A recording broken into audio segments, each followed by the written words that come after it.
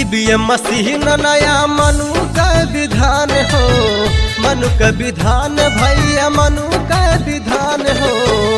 एही से खत्म होत बा संविधान हो, एही से खत्म होत बा संविधान हो।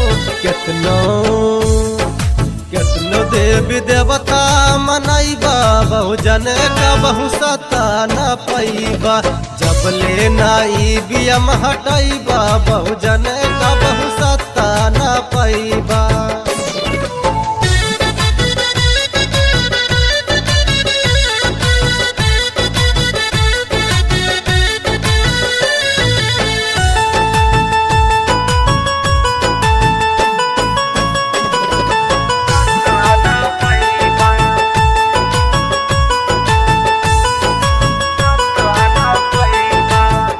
EVM machine